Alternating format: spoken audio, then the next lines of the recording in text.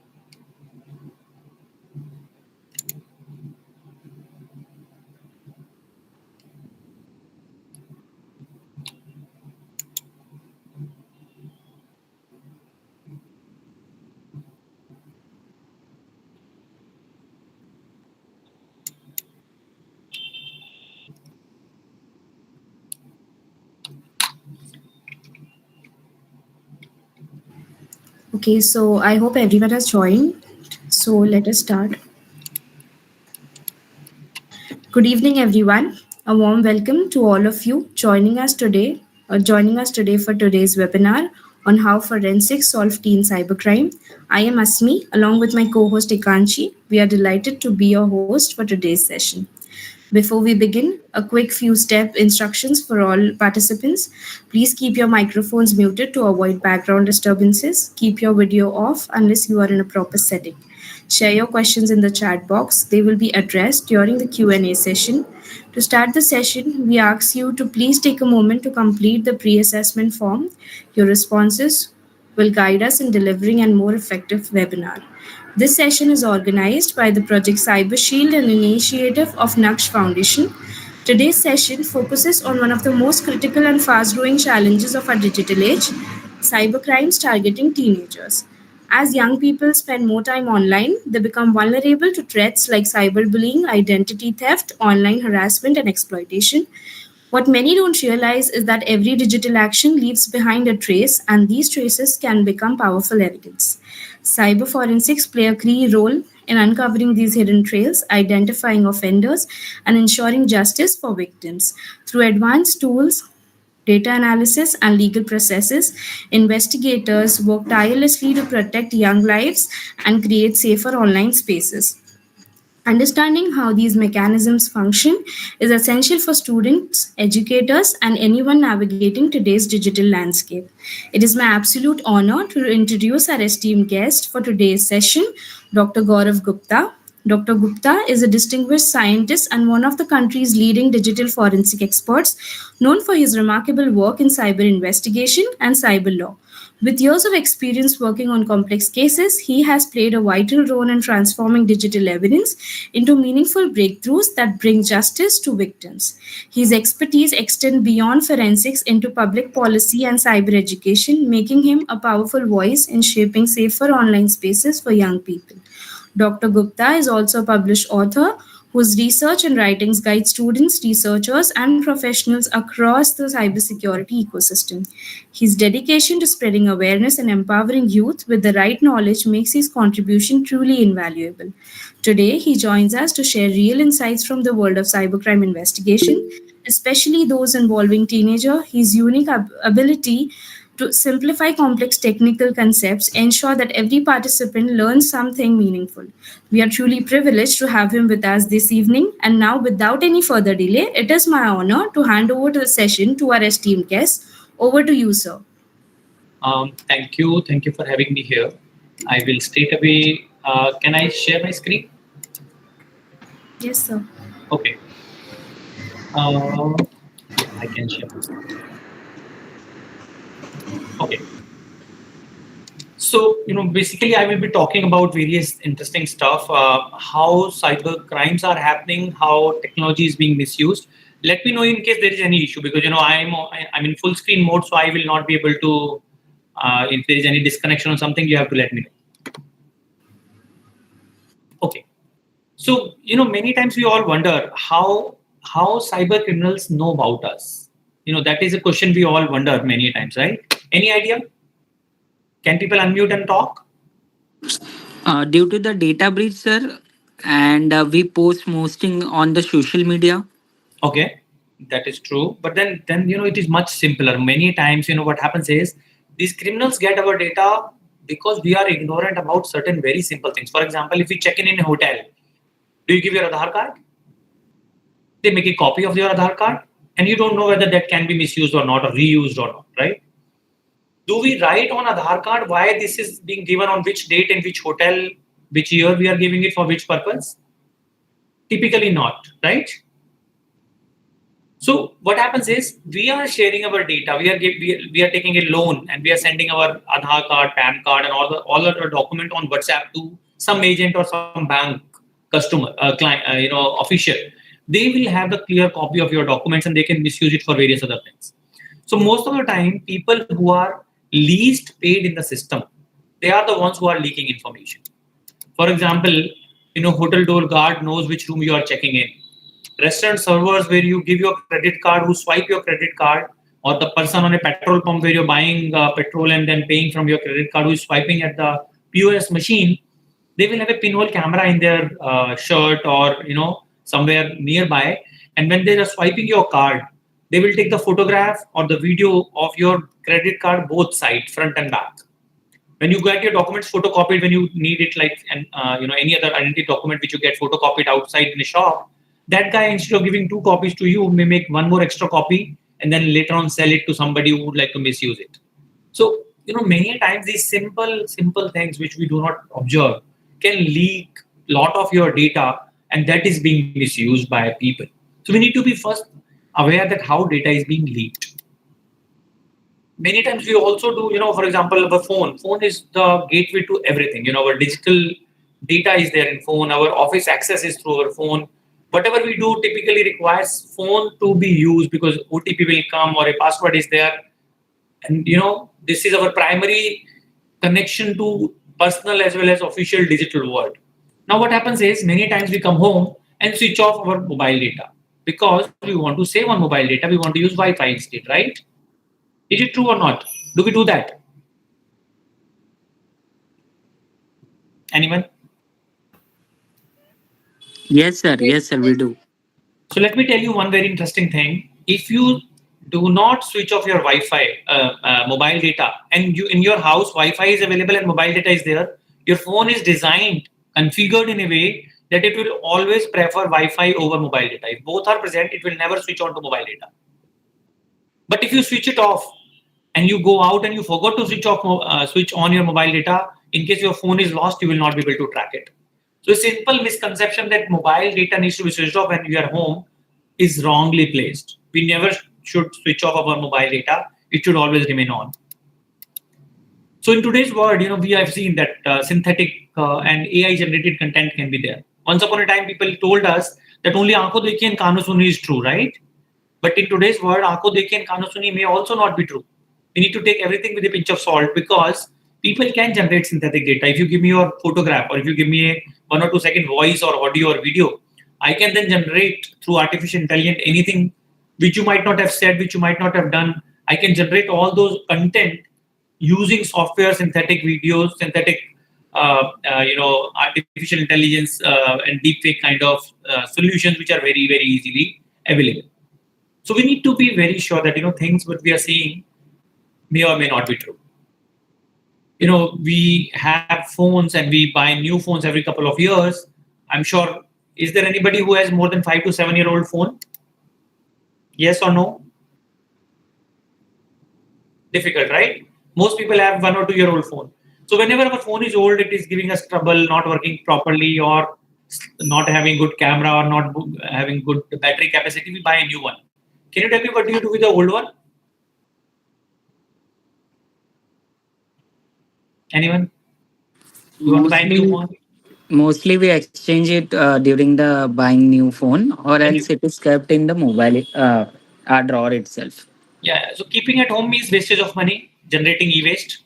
But if you do a factory reset and sell it, problem is most mobile phones, which are 2 to 3 year old, if you give me after doing factory reset, not only me, many people like me can recover complete data from that phone, including WhatsApp chat to photographs to contacts to everything.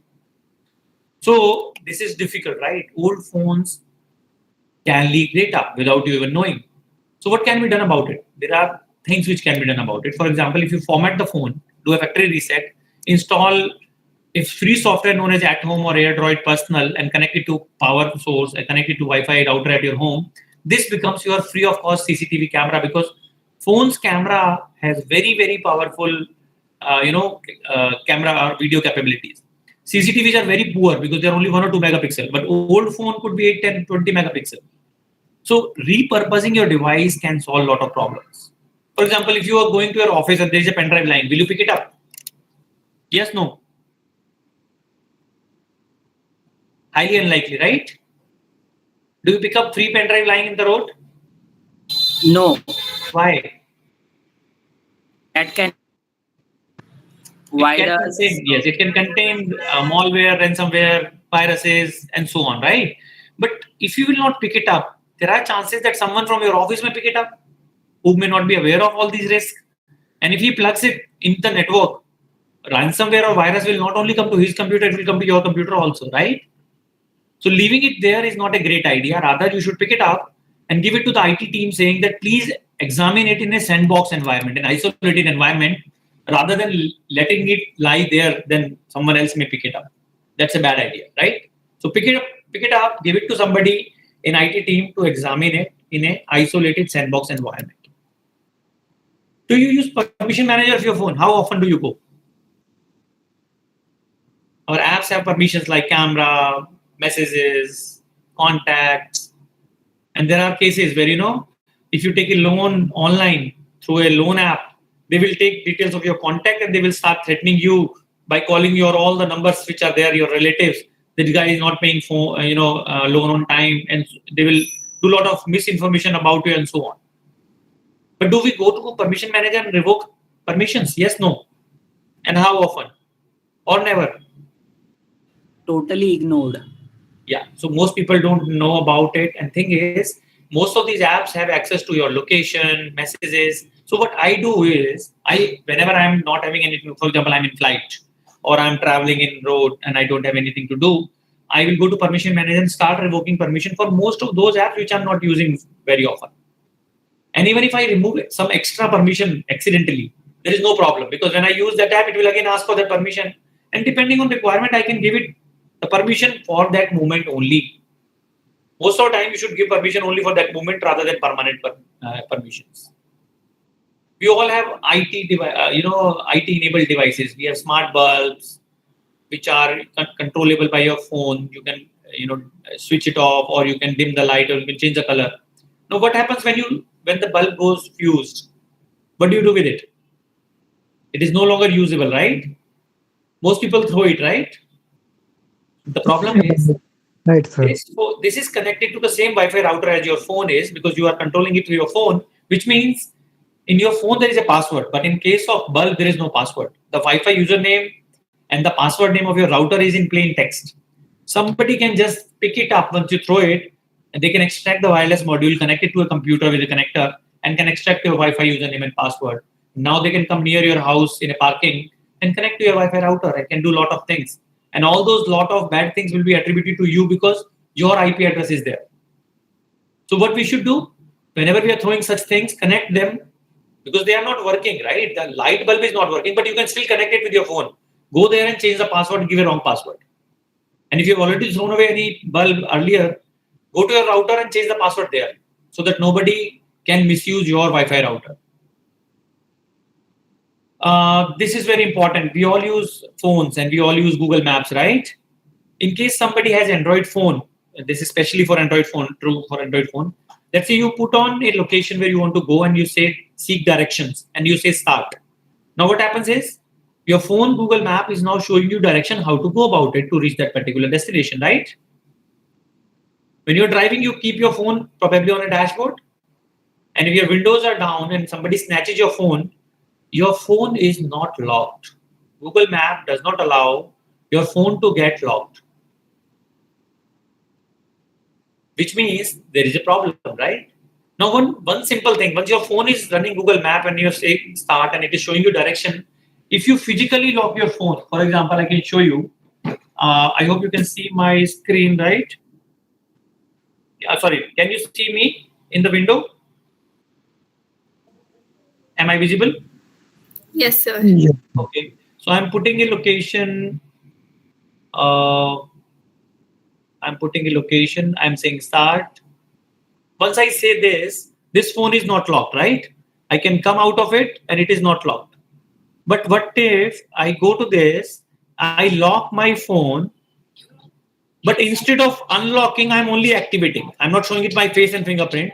My phone map is working, but if I come out, phone is locked.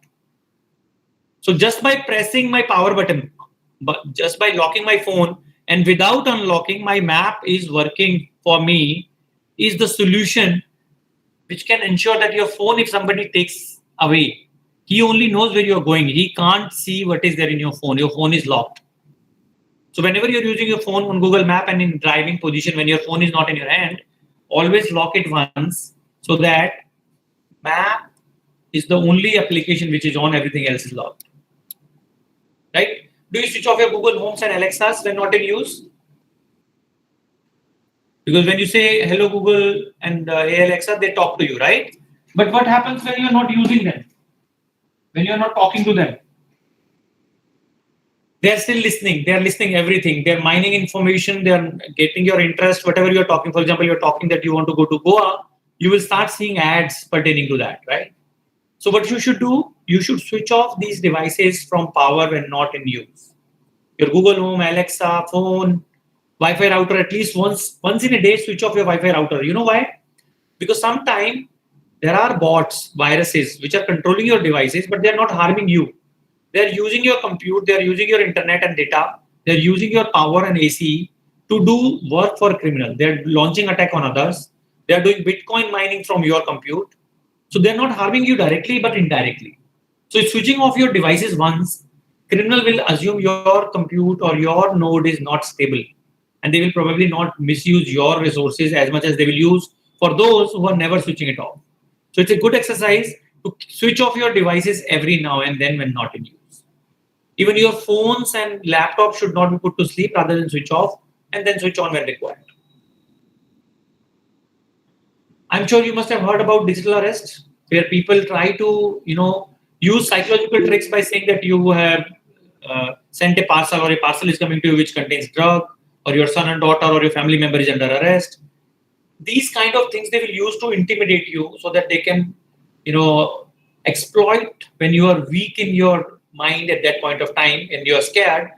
Believe me, no investigative agency come to your home in any case. They will come to your home in physical world rather than coming online. No ED, no CBI, no police, no court ever gives anything online directly to you. Then there are messages where you say you will receive it that you have violated traffic. There are challan, but those could be fake. There are investment apps which could be fake, which will take away you, which will ask you to add money in their account to invest, and they will run away.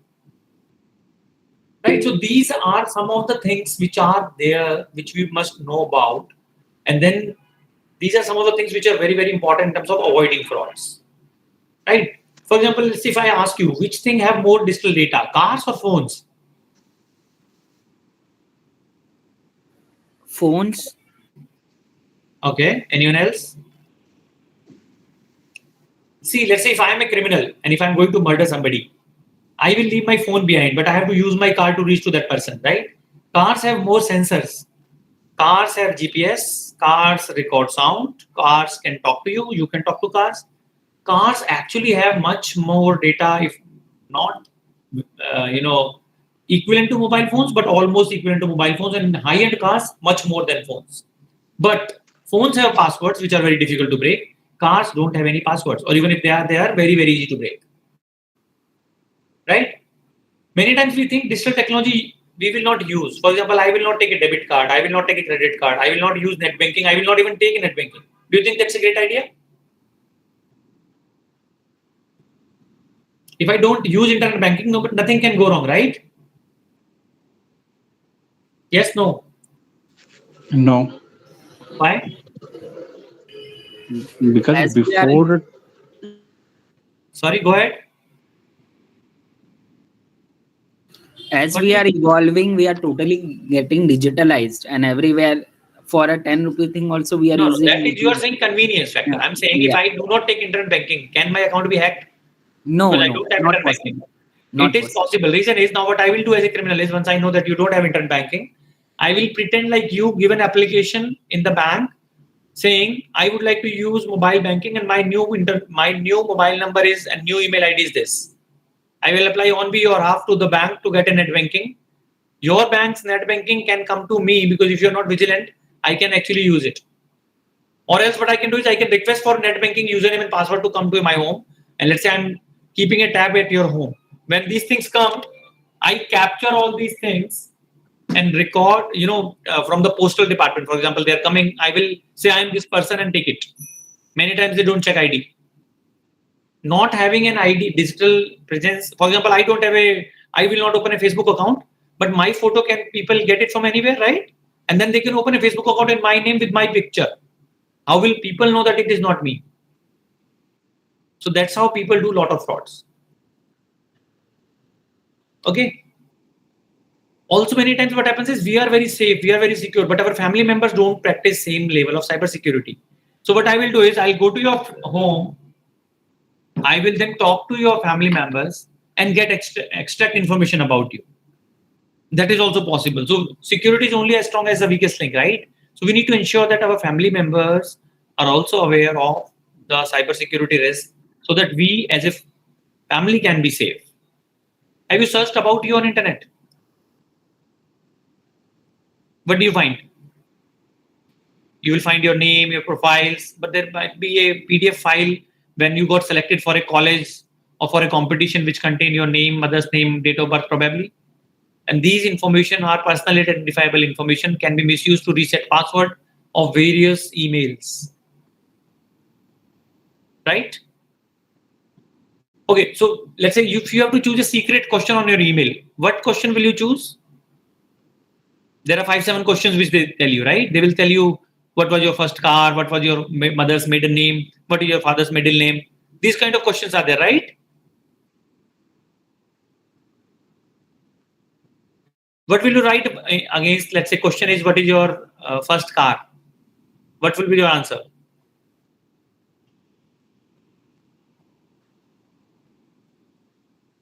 What will you write? Anyone? No idea? Generally, we'll write what do we have as our first car. which many people will know, right? I will like Exactly. so writing true answers to security question is the biggest problem. So if you write, like for example, father's middle name, 80% of India's father's middle name is Kumar. If you write it correctly, I can guess it very easily. Lot of information about you is known not only to your family and friends, but many other people who may not be your well-wisher also. So what I do is, if I have to write what is my first car, I will write Sarkar, not my first car. If somebody will ask me what is my favorite color as a secret question, I will not even write color. I will write some random thing which nobody can guess. And that is how you need to practice security. Now tell me, you are going for a morning walk and somebody snatches your phone and runs away. What will you do? Possible, right? You are walking on the road, somebody snatches your phone and runs away. Sir, What we'll, will you do? sir, we will chase that person off and will kill him probably. He is on a bike and you are walking. There is no chance that you can catch him. Right? Yes, sir. Then what will you do now? Your phone has been taken away right now. And Sir, somebody has sped away. Sir, probably the location would be on and we can How? be able You to. are on a road without any internet. Your phone is gone. Sir, but the SIM card stays with him, right? SIM card stays with you. How? SIM no. card was inside the phone. No, sir, with the person who has taken away my phone, like he has a SIM card, right? So we can just track him. No, my question is, you are standing on a road right now without phone. How will you track? Where are you? You can't. You don't have any connectivity, isn't it? You have Sir, to go home. instantly get our SIM card blocked. Okay. Okay, And but then getting SIM card blocked will take half an hour, right? You have to go somewhere to get it blocked, isn't it? File an FIR. Which also require half an hour. You have to go to police station, walk there, explain everything, give FIR, half an hour job, right? If not more. Okay, let's see this one. You are on a 35th floor of a building and there is fire. What will you do?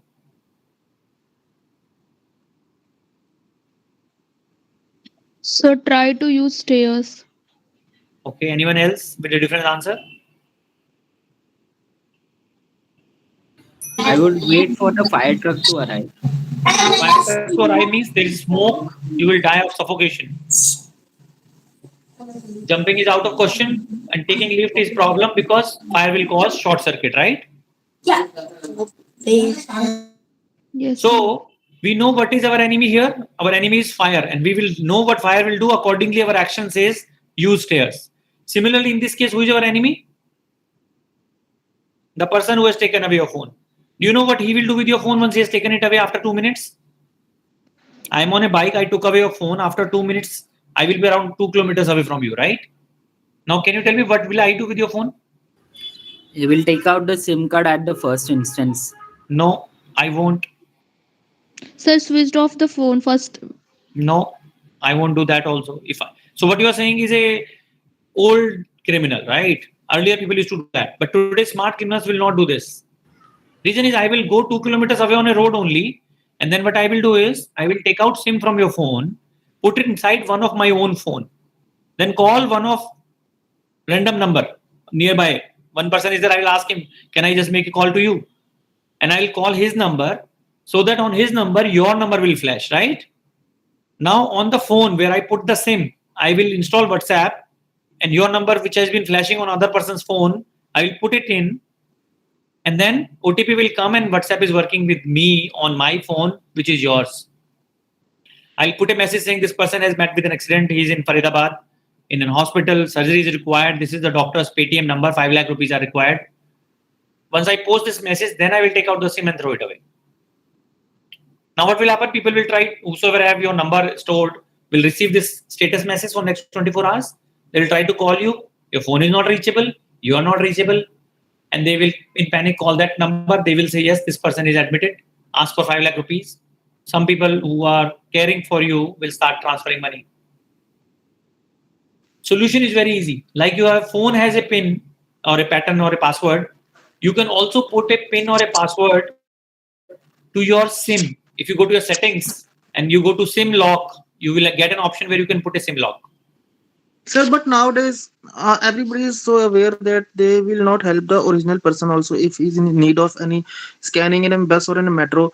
They think that he's a thief, or everyone is so aware because government do so much cybercrime Right, but I awareness. can call my own. So see, I may have 2 3 phones which are compromised, right? For example, as I told you, your photocopy document, I could have used those photocopy document to take a SIM. Now SIM is on your name. I'm calling that on that SIM number. I have multiple phones with me. Yes, I sir. only need to know your number, right? Once I have your WhatsApp running with me, I put the message. My purpose is served, Yes, sir. Yes, sir. right? So the solution, as I'm telling you, is your SIM phone has a setting. If you go to settings of your phone and search for SIM lock, there is an option to put a 4-digit pin on your SIM. Now, if you put that on, by default there is some pin which is 1234 or 0000, and if you do it wrong multiple times, your SIM can get locked. So try once, and if you think there is some default pin, go to your service provider like Bharti or Jio or Vodafone. They can help you put a pin. Now, once this pin is put, anybody who takes out, or even you take out your SIM from your phone and re-enter the SIM, or switch on and switch off your phone again, it will ask for that 4-digit pin, which no one else knows other than you. That is the safety against these kind of attacks. Let's say you receive 5,000 rupees on your phone. What will you do? And you also get a call from somebody saying, "Sir, galti se bhej diya. Can you return this money?" What will you do? Tell me. No. But no. Hello? They might call for me. Bye. Sorry. Yeah. So thing is, if you say no, on what reason? You have actually got the money, 5,000 rupees in your account. Because sir, everyone loves money and everyone needs money also. But then what will happen is, if you do not return, I will file a complaint saying you He have got my detail. He got my account details. That's why I'm not returning. Yes, So but it what is- will happen is, that person will file a complaint saying you have done a crime, cybercrime against him. You have taken his 5,000 rupees, and he will get your account blocked, including your own money. How will you prove that you have not done a crime and you have got his money? He will say, "I don't know how my money has gone in his account." Like, for example, if your money goes from your account in my account, against whom you will file a complaint? Against me, right? Yes, sir. So people can blackmail you saying, "I have sent you 5,000 rupees, give me 10,000 rupees back, or else I will complain that you have done a crime against me." What will you do in this case? Sir, in this case, recently one case has happened. A businessman was having the same kind of thing, and his account got freezed. Mhm. And he's nowhere related to such thing, and he's not getting No, access to solution, his sir. phone Tell me the solution. This can happen to you also, right? How will you avoid it? Exactly. Solution is simple. Once money comes to your account, write to bank either on a paper and give it to the branch, or through a customer care email, or some way where you can prove it, that you write to bank saying, "I got this X amount of money which I'm not sure was supposed to come to me or not. It could have been that it was supposed to come to me, but I'm not able to recall. But in case of dispute, I'm ready to give it back." If you write this thing, if they try to freeze your account, you can show them that this I already wrote. Bank can take that money, but still they can't freeze your account because you have informed them voluntarily beforehand. So make sure that you do it in case that happens. So if I ask you, what were you doing same time last year? Can you tell me? We don't know, sir, exactly. Everything is recorded in your phone. If you go to this takeout.google.com right now, if you type it, go to any browser of your phone and type takeout.google.com. You will automatically go inside. Try it now. There are around 60 to 70 parameters Google is tracking about you. All the Google searches you have ever made on your phone are recorded there. Photos, locations, GPS locations, everything is there. So Google knows everything about you. So you must be careful about what data to delete from there. You go there and probably delete all your searches because you don't want that there, right? If somebody gets access to your searches, they can misuse it. They can profile you. They know what you are doing, how you think. Do not delete anything which you don't want, because it should not happen that you delete it from there and it is gone permanently and then you curse me. Apply your mind before deleting anything, but what you think is not required by you and can be potential for misuse, you can delete it. You can download also actually. Whatever data is there, you can select and request Google to give it to you. They will send you a link and you can download it also. Right? Some of the things I'm skipping. We all post photographs on social media.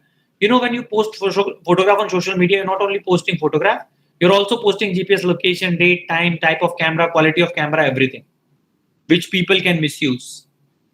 For example, you're posting, I'm going to Goa for 5 days, and you also posted 1 week back that enjoyed Diwali at home. The first photograph, enjoyed Diwali at home, shows the GPS location of your house. And when you're saying going to Goa, means that house is empty, people can come and do robbery. What do you do with the boxes which comes in delivery? Through Amazon, Flipkart, Swiggy, Zomato. You take out the stuff, what do you do with the box? Throw it away? Yes, sir. They all contain a lot of private data, including your mobile number, address, and many other things. And you can't delete everything, right? It's very time consuming and painful task. So what I do typically is I have a bucket of water at my home.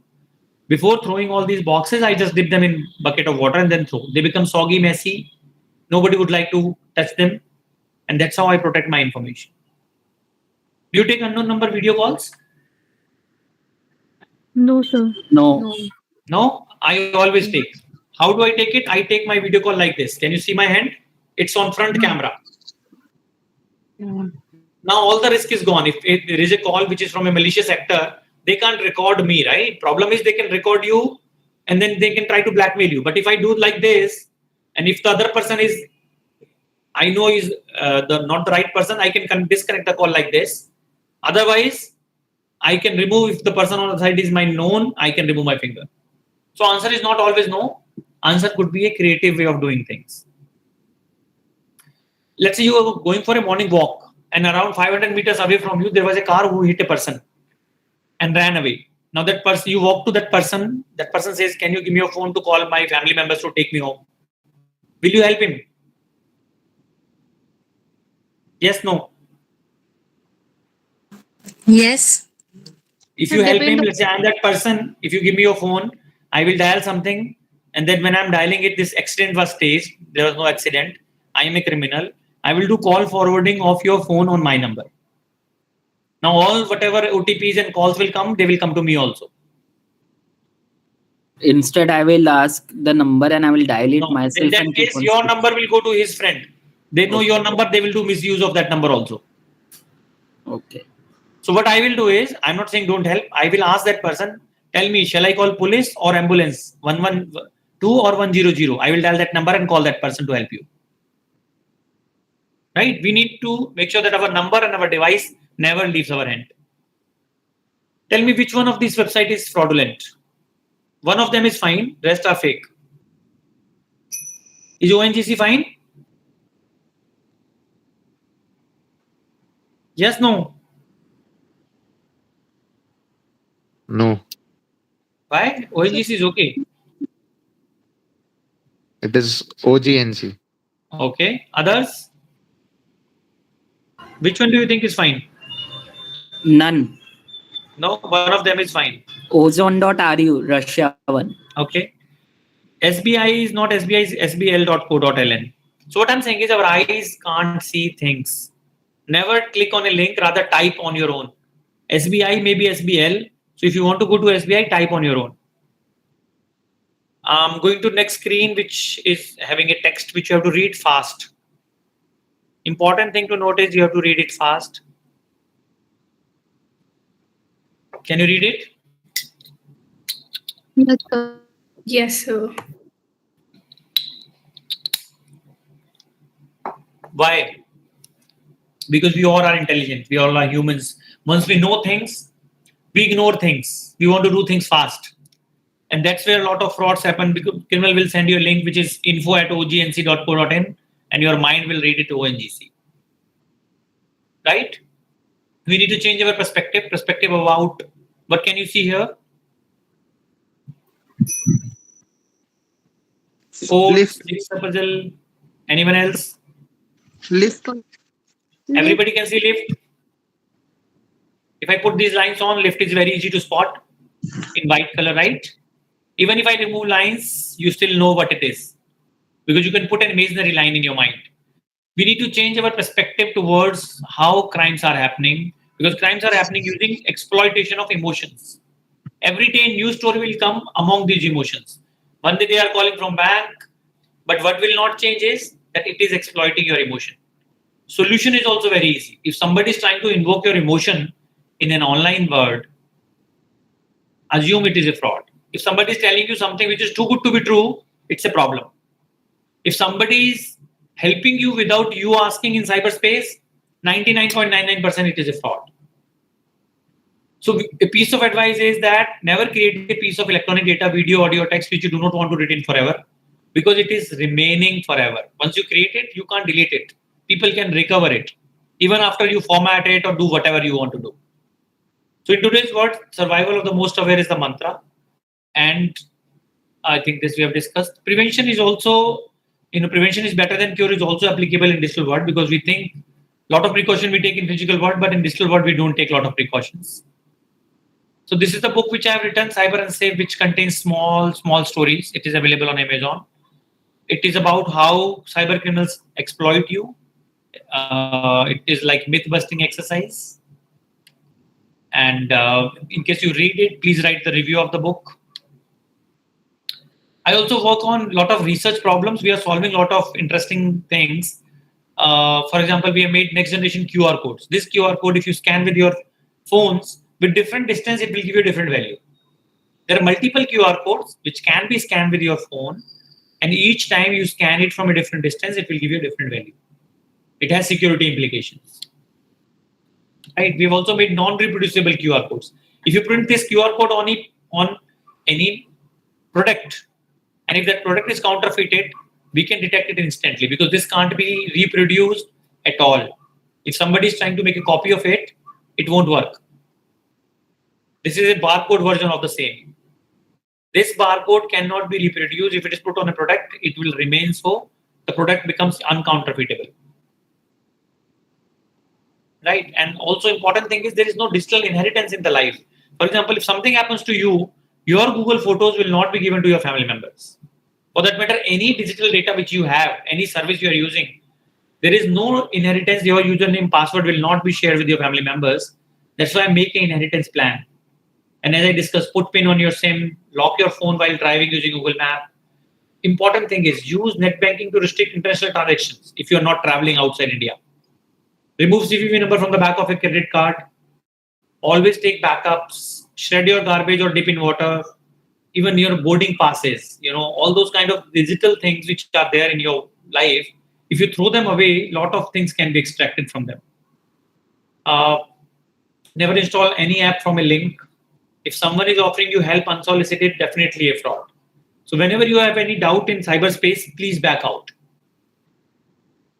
You can call 1930 in case of any financial fraud as soon as possible without panicking, because if you call them in time, their money can be saved. You can also go to www.cybercrime.gov.in and report it there. And sancharsati.gov.in allows you to report any number who are trying to do fraud against you. On Sanchar Sati, you can also check against your name how many phone numbers have been taken against your Aadhaar number. That is also a facility which is there. And there are many more things which are user services which you must aware. Then one very important thing which I would like to talk is that lot of things can be investigated which people think can't be done.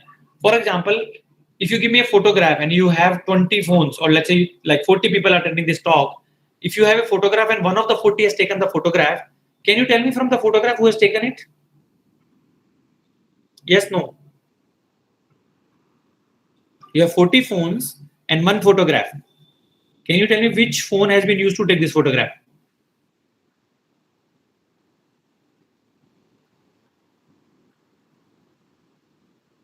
Anyone?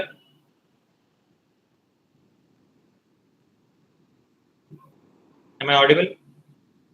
Phone photo की details में probably मिल सकता है. What you're talking about is the metadata, which is known as EXIF data, and you can remove it. But still, if you give me a photo and you give me a finite set of phones, there's something known as source camera identification with the defect.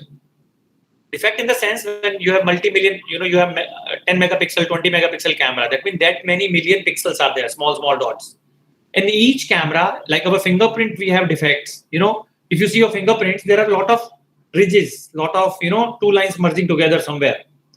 Similarly, on your phone's sensor, when photograph is being taken, some of the pixels are dead, and that's a unique fingerprint for each camera. So if you give me a photograph, I can extract that fingerprint from that defect and can tell you out of these X number of phones, which phone has been used to print this particular document. So given a photograph, I can find a camera from a finite source. Given a piece of paper, I can tell you which printer has been used to print this. So digital forensics is very interesting science where, anything which is happening in digital world can be identified using a lot of scientific techniques. But most people don't know these techniques. And that's where I think one of the things which I do is I work with a lot of students and we talk about digital forensics and we understand how it works. And we also try to develop next generation solutions. So I work with a lot of PhD students. I have a lot of students who do their thesis with me, internship with me, and I will be happy to take techno-legal and cyberspace related issue where somebody would like to take up research and solve a problem. I would be happy to mentor them. With this, I'm open to questions. I can be reached on these two details. This number is for WhatsApp only. So if you want to reach me, message me. If this is something which I can do, I will definitely get back to you. Now you can ask me questions if you have any. Thank you so much, sir, for that enlightening and eye-opening presentation. We will now move on to the question and answer session. If you have a question, please feel free, drop it in the chat box and we'll take them one by one. And I'm also posting my LinkedIn profile and book details and my YouTube channel details in case you would like to connect to me.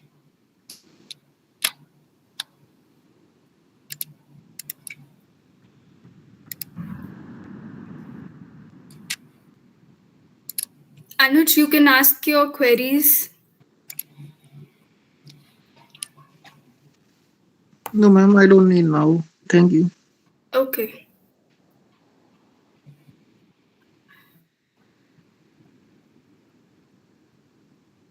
No queries? I thought in cyberspace a lot of things can go wrong. We all get a lot of attempts where criminals try to do fraud with us. Also, okay, so one more thing I would like to say, please enable two-factor authentication everywhere, on your WhatsApp, on your social media accounts. Second is auto download of image and video should be disabled on your WhatsApp again, because that way somebody can download a virus through an image or a video automatically and can infect your phones.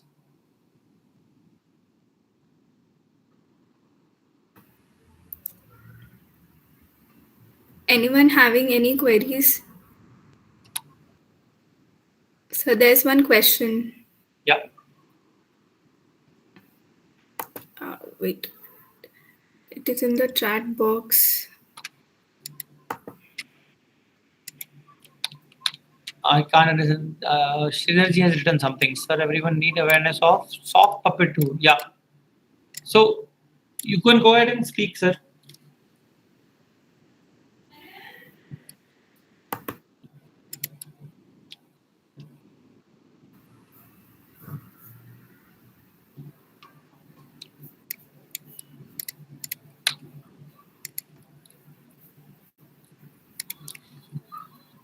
Anyone who has undergone any kind of sir, multiple app ask for permission for album photo. So what you should do is do not give permission. Permission you should give only for that particular moment if it is required. For example, if you are buying something from Zepto and there is a defective product, they will ask permission for gallery or photo to give post a photo to them. Give it for that moment and then remove it again. Do not give perpetual permission.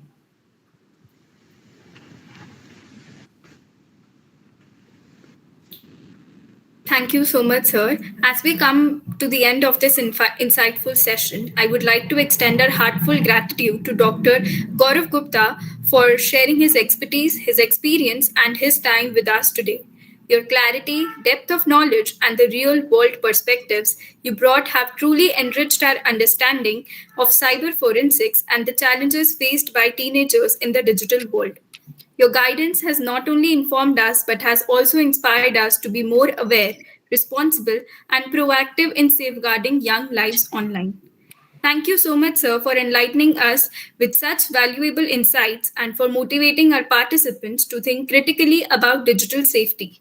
We are truly honored to have had you with us. And to all our participants, thank you for joining, engaging, and making this session meaningful. We hope today's learning stays with you and encourages you to contribute towards a safer cyber environment. With that, we officially conclude the session. Thank you, everyone, and have a wonderful evening ahead. Thank you.